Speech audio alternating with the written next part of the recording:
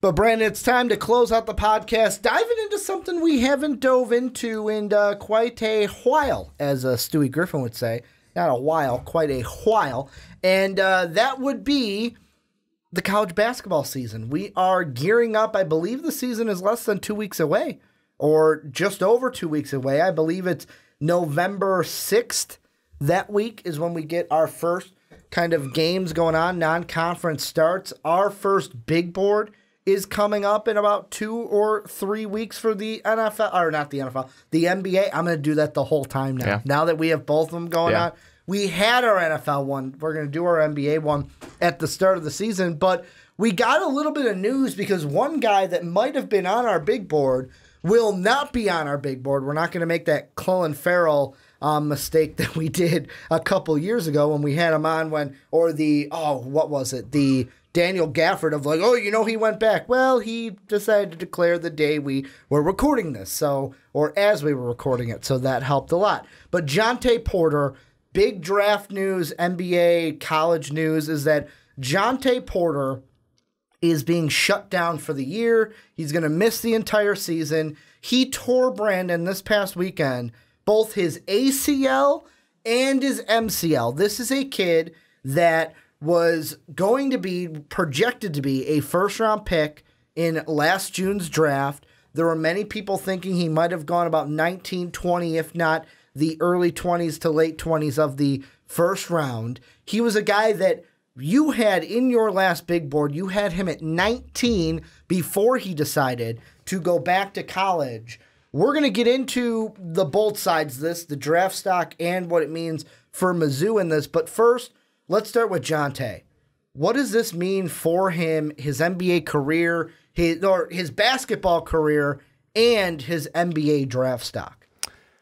Well, I think it's just, first of all, it's terrible. It's terrible news. It's horrible for him because he was, coming off a season where he was averaging about 10 points and 7 rebounds and about 2 blocks per game, and he was going to get more production this year. Mm-hmm.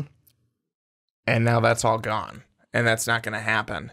So you look at it from first just him. Now it's you're out for this year, and then it's the most likely surgery and a lot of rehab and months of it, and then trying to get back to where you want to be, and then it's going to be, okay, are you ready for basketball now? Are you ready to play? Are you going to be able to get back to that same level that you were at before? Mm-hmm.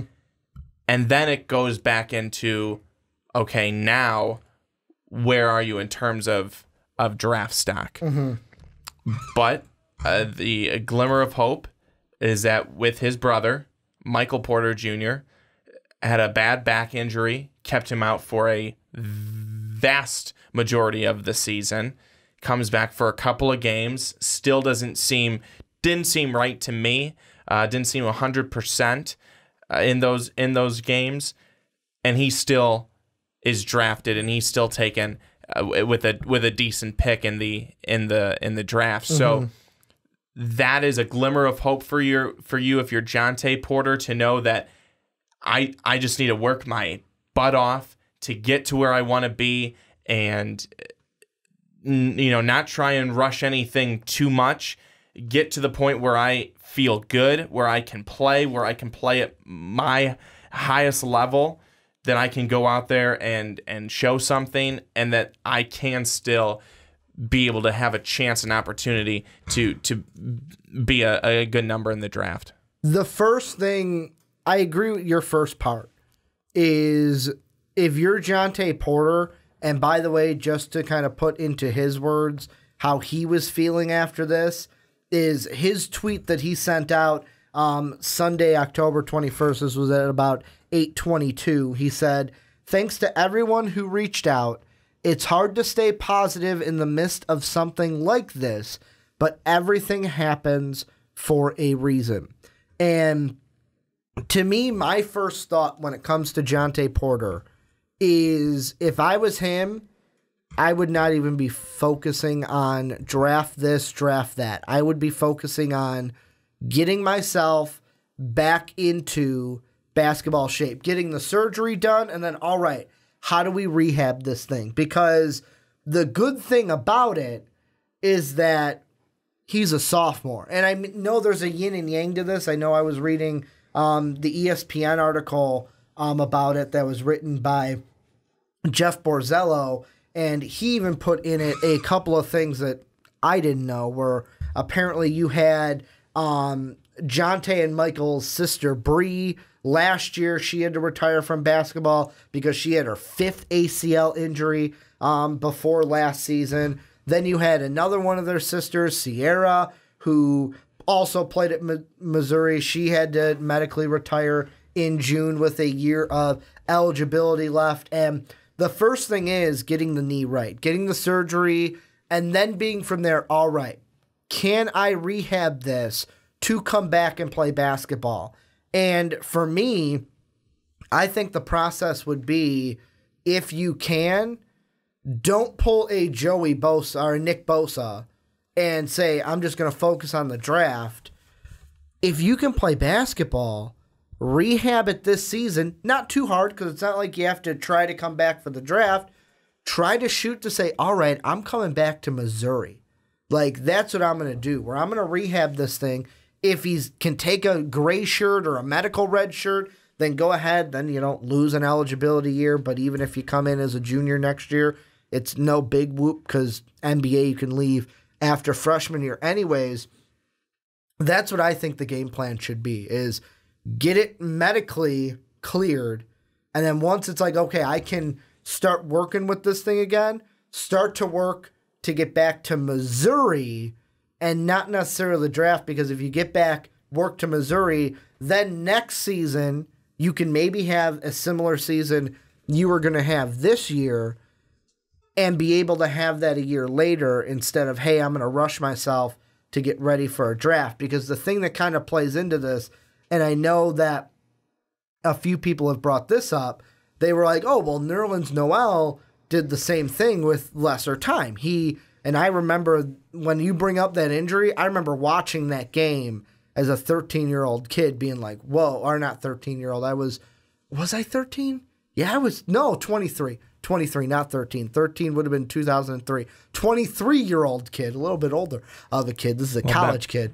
Maybe some would call an adult, but I would still call him man-child. But I remember watching that game and him, like, I could tell you vividly, like, what it was, seeing him go down, hold that knee underneath the basket on the, like, I can still picture the Florida court that, because it happened at Florida.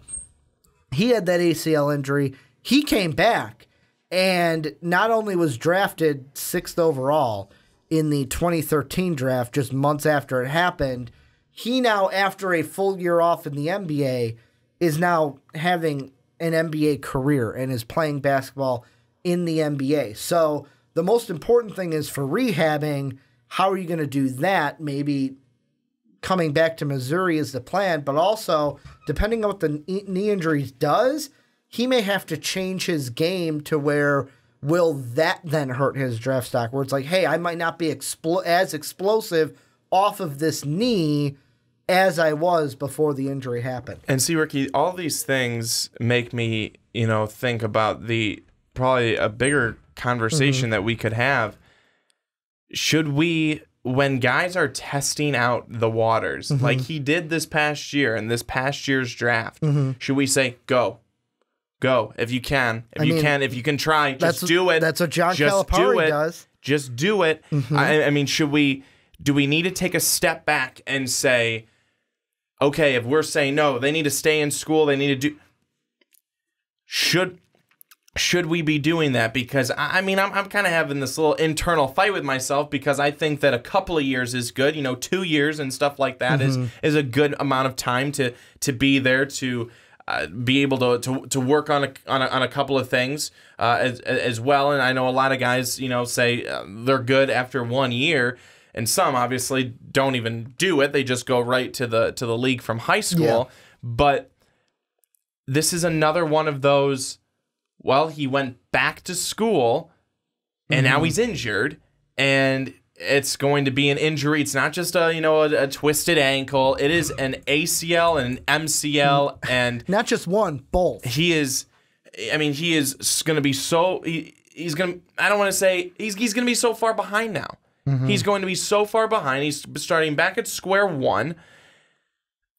I mean, this brings up the conversation of, should we just be saying, yes, go to the league as fast as you can and run there. There and get paid, get your money, get into the league, because it's better to be injured and have an ACL and MCL with a couple mil than not.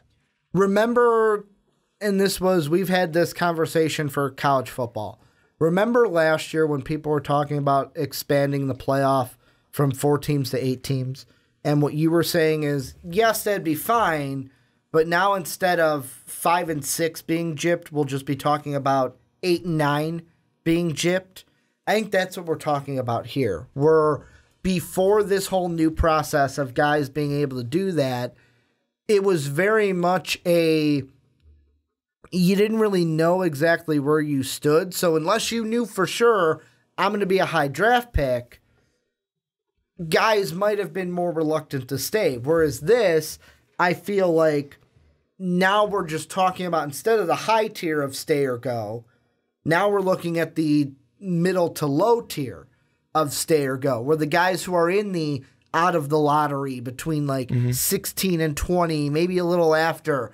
Because for Jontay, the whole process was, you know what, this is where I'm at. This is where I'm at, maybe 18, 19. Hey, I could come back, have a better year, more minutes, and I could increase that, maybe be a late lottery pick. And that's not a bad idea. Mm-hmm. And I don't think that that's a bad idea for a guy who's, he's not. It's different if you're 8 and you want to come back. Well, I want to be 5. Well, who cares? You're a top 10 pick. But someone who is 19, 20, teetering right there and has an opportunity to maybe be 12 to 15, that's a big difference. So that I would say, yes, if you want to better yourself by 7 picks potentially or something like that, 7 spots, yes, go back.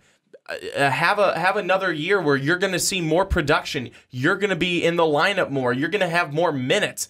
There's going to be a bigger opportunity for you to put more of your skill set on display. Go and do that. Come back and hopefully be a better pick, be a higher pick. Mm-hmm. But at the same time, you almost want to say, well, do you have an opportunity? Would you be one of the picks right now? Would a team take you? If the answer to that question is yes, then maybe you stay and just roll with it. And the thing I was curious about is, so Forbes has an article where they're looking at the projected salaries for the rookies, and they have 2-year and 4-year. And what I'm looking at is, I'll give you a little insight. So the number 1 pick in this last NBA draft, DeAndre Ayton, after 2 years is expected to make just over $18 million. After 4 years is expected to make just over $41 million. Then we're going to go down a little bit to 15, the end of the lottery. Troy Brown, that 2-year number drops from 18 to just over $6 million, whereas the 4-year goes from 41 to 14. Then if we go even further, and here's the point with Jontay Porter, let's say it wasn't 19. Let's say he slips a little bit and goes to 24. Instead of making 6 and almost 15, he's making 3.9 and 10.3. So, I mean, as you get lower, that's another thing to look at as well. Whereas, your example of, let's say you're a top 5 pick, for example, DeAndre Ayton, 18 and 41, Trae Young, who went 5th, 11 and 27. It's it's only $6 million, whereas the other one's wow, I'm losing half. If I drop 5 picks, I'm losing half of what I would have made nonetheless. And I think that kind of plays into it as well. But now I think the main thing for Jontay is just making sure you can play basketball again before you start thinking about draft stock. But to go to your point, like John Calipari, he's always been one where if his guy's like, yeah, I'm projected to be in the first round, Calipari would be the first one. Go. Just go. I'll be there on draft night. Go. And maybe we should do that. If you're a first round draft pick, go to the draft. Don't come back. Whereas if you're a second, then maybe you think about it. And John Calipari, I mean, you need to. I mean, he's a special man. I'm a huge fan of him. I think he's a great guy. I think he's a smart coach. I loved his book. What he does is, even though he may only have a guy for 1 year, not only does he try and make him the best basketball player that he can be, but he tries to make him the best man that he can be too. He doesn't lose sight of that, and that's where, you know, sometimes I worry, like, oh, if they're going too soon, you know, there's more things for them to learn about life. Well, people are probably like, you idiot, who cares? They can pay someone to learn it for them. But, you know, it's one of those where it is important in my mind that you are, one, the best player that you possibly can be, but that you've learned some things along the way too. And I think that a lot of that comes down to the coach that you have. And that's why I give a lot of credit to Coach Cal, because that is one thing that, again, if he only has you for a year, he's going to get the most out of you in every single facet of the game and facet of life. So I think that's pretty important. And I'm looking at it here. I'm looking back at Nerlens Noel stuff. So with his injury, he was going to play. Like I said, he did miss. Okay, I was reading some thinking maybe I was wrong, but it was right. He did miss a full season with his, but his happened 24 games into the season. Very briefly, before we kind of I just wanted to look at the top 25 for the preseason college basketball before I wrap this up. Very briefly, what is this? Does this, in your mind, how bad does this hurt the Missouri Tigers? Because for me, this was a team with Jontay last year, was a NCAA team, but maybe kind of a fringe NCAA team. Does this make them an NAIA team instead of a national tournament team this year? Well, I think that, first of all, I haven't even started to dive into the basketball side of things yet, I'll be honest with you.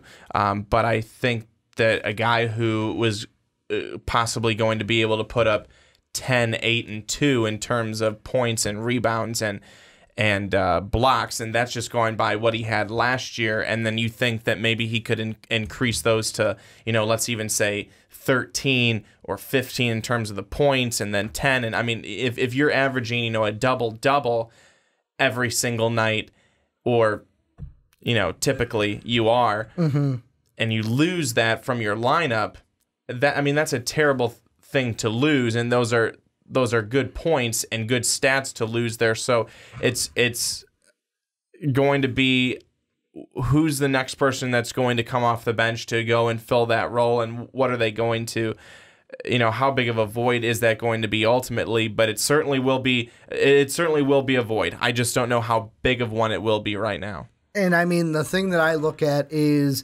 if you look at last year, this was a team overall 20-13, 10-8 in the conference. Even if you take away 2 of those conference losses and make them our wins and make them losses now, you're at where Alabama was. You're at where LSU was, and those were not tournament teams. So for me, I look at it and go, you had Jontay last year, you got to 10. Their recruiting class wasn't amazing. They only had 2 recruits. I know one of them, Pinson, coming from Simeon, and I only know that because I think he spurred the Illini to go there. Usually Illinois kids do.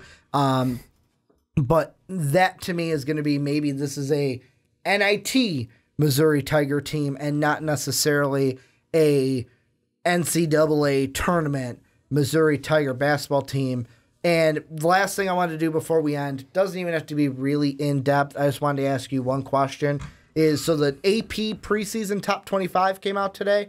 And just the top 10, I'll read it off for those of you who haven't seen it. Kansas is number 1 with 37 number 1 votes. Kentucky is number 2 at 19 first-place votes. The Zags, or the Zogs, got 3 with 1 point. Well, because it's the Gonzaga. It's the Zags. It's Gonzaga is what I was. Remember, we were corrected on this. It's not Gonzaga. It's Gonzaga. They're the Zogs. Remember? We always got those comments last year. We always got those comments of how we're pronouncing Gonzaga wrong. It's not Gonzaga. It's Gonzaga. It's Gonzaga, Brandon. No, it's Gonzaga. So they got 1 first-place vote. They're at 3. Then Duke, they're at 4. They got 4 first-place votes. Virginia at 5, they got 2. Tennessee at 6, they got 1. Nevada at 7. North Carolina at 8. Villanova with 1, and they're at number 9. And then Michigan State at 10. Here's the question I want to ask you. Kind of 2 things that pop out to me. Number 1, is Villanova too low based off of how they had finished last year? And to me, with Duke and all these new freshmen, that's all we're hearing, these new freshmen, I feel like what I'm thinking, Duke is too low, Villanova is too low, Kansas too high after they lost Mekhi Luke, Devontae, Malik Newman, and they've got a ton of shoes to fill at Kansas. But to be honest, do these rankings even matter in the end because somebody's going to lose? No, they don't. I think that I actually am surprised that Duke wasn't number 1. I'm surprised that Villanova wasn't in the top 5. I thought that Kansas, Kentucky both would have been probably in the top 5 somewhere, but I am maybe a little surprised that Kansas is at number 1, but they still return Azubuike and LeGerald Vick and a number of those guys who will still be great competitors and great players for that team. But I always think it's interesting when that first poll comes out and you look at it and you go, not exactly where I would have put everybody, but at the same time, who really cares? Because this will be all mixed and matched up in a number of in a couple of months anyways.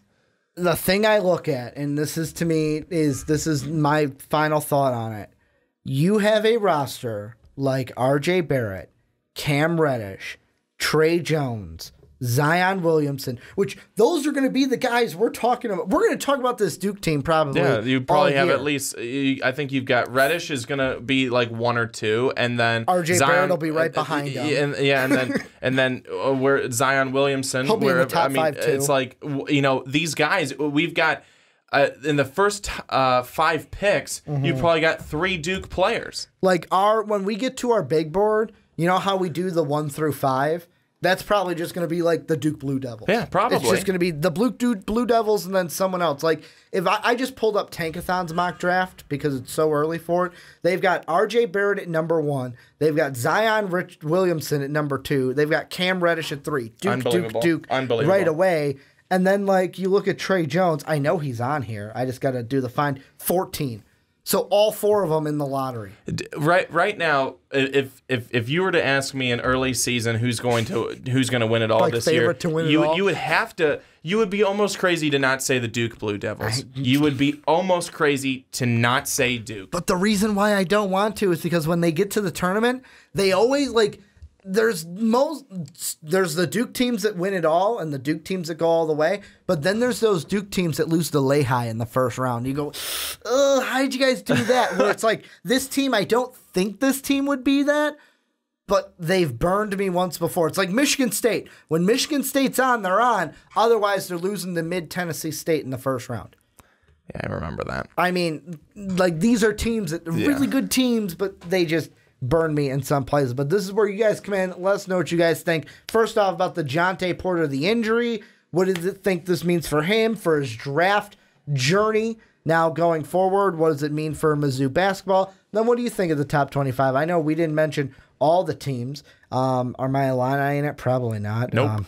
They are not, but Matt, who we had on earlier, Purdue squeaking in there at 24. Syracuse at 16. That should be good. Jake's going to like that one. But college basketball season, not that far. And we will have our first, actually, I'll look it up right now because that's what I opened our drive to do. Our first NBA big board is going to be in 2 weeks' time. Yep, 2 weeks from this date. November 5th will be our first NBA Big Board here on the Primetime Podcast, so make sure to hit that subscribe button so that you do not miss when that comes out.